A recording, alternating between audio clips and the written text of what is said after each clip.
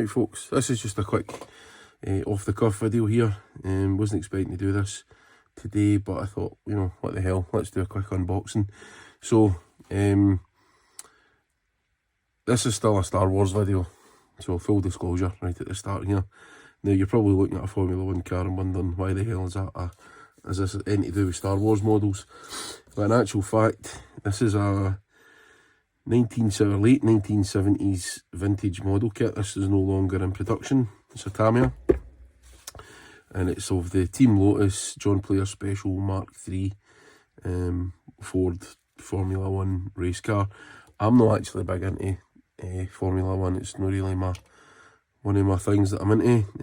I liked watching it as a kid with my grandpa and stuff, but my real interest in this is a bit more niche, shall we say. This video's probably just for the super Star Wars geeks out there. So your kind of bog standard model makers might think, oh, what the hell's this guy up to now? But this might interest you anyway. So, just ordered this on eBay. Got this at a very, very good price. Normally when I've been looking at them, they're in maybe the 100-120 quid mark. Obviously because they're quite rare, so they're few and far between, or there's certainly less of them in the world, and they're not in production. However, this one was an absolute bargain at 40 quid. You can see the box is a wee bit damaged, but you know, this might upset some of the more purist hobbyists out there, I don't know, but I really don't care about the box because it's what's inside, and it is really interesting me. And all will become clear. Just your bog standard instructions, actually very, very detailed instructions, with some really nice other model kits. Good, clear part identification, and quite complex actually looking. It's 1 in 20 scale, so it's a decent sized model. I think the decals have probably seen better days. I don't even know if they would actually, adhere properly. They might, who knows. I do find this quite amusing, right enough. John Player Special. John Player Specials were a brand of cigarettes. I don't know if they still are or not. I think my dad used to smoke them when I was a wee guy, but going back a couple of years now. Just a couple. So that's the decals anyway. Again, I'm never probably going to use these. I certainly don't think I will. Certainly not in this model kit, that's for sure. It might come in handy for something, who knows, but I'll keep them even just for nostalgia's sake. So, this part is really what we're interested in, but I'll cover that in a minute. We'll just have a wee look. Bags appear to still be sealed, actually, so I mean, this is a new model, completely unbuilt. There's not a piece of glue touched this. That's obviously the tyres. Some gorgeous detailing parts here for the engines, pipe work, and all sorts of technical looking gizmos. All these sprues actually will come in handy. This appears to be some of the adjoining parts, and it looks like the kind of fin part at the front. I don't know what you would call that.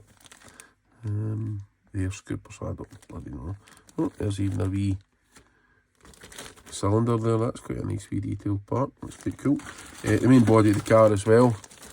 The main fuselage, or whatever the hell you call that in a car. Again, some really nice wee parts that I could see myself using in models in the future. But anyway, let's get into the nitty gritty. So these are the wheels. Let's open them up, bugger it. Let's actually get these bad boys opened up. I don't know if these have been opened before. I know it's staple shut, but these potentially haven't actually been opened and handled since the 70s. Because that's, you know, that's when these kits were made. Or maybe in the 80s, I don't know. I don't actually know when they were discontinued.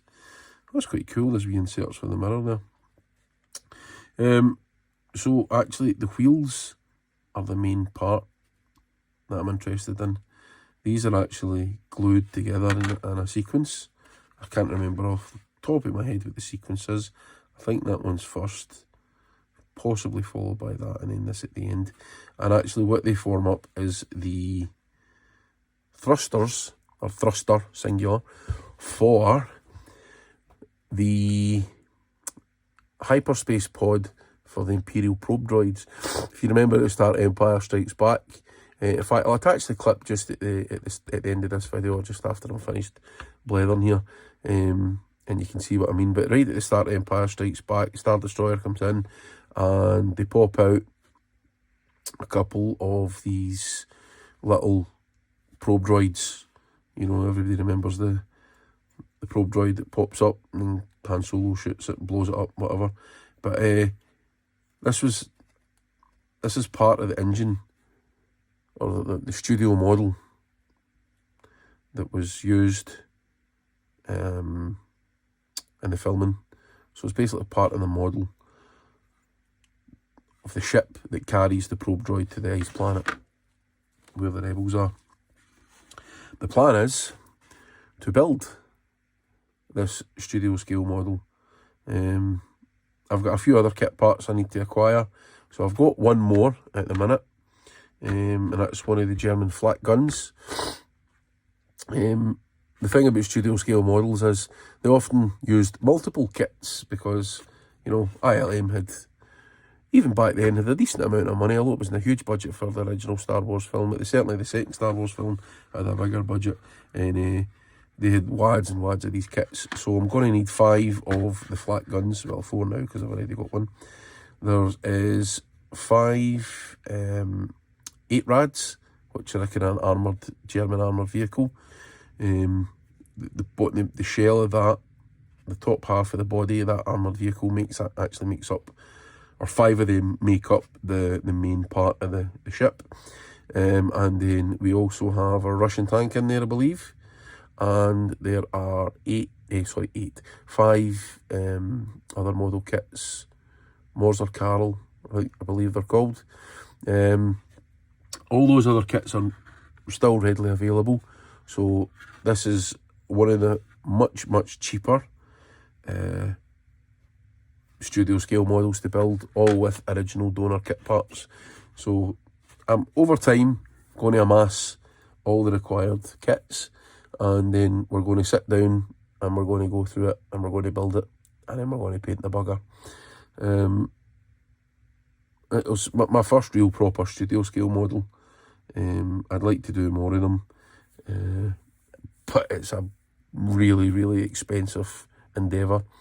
But listen, Rome isn't built in a day, as they say, and we'll get through it bit by bit. But this is going to be my first studio scale project. I wanted to pick something that was relatively cheap, although still not that cheap, but much cheaper certainly than, I don't know, maybe building Slave 1 or a 5-foot Millennium Falcon. Christ, I don't really think I've got the space for a 5-foot Millennium Falcon in my workshop. I'd love to build a Slave 1. That would be the ultimate goal. But some of the kits for that, they're discontinued, and you know, hundreds and hundreds of pounds for some of these kits. There is options to get things. You can get them cast, or you can buy casts of the original kit parts. That might be an option one day, who knows. Let's just wait and see. But let's learn to crawl before we learn to walk.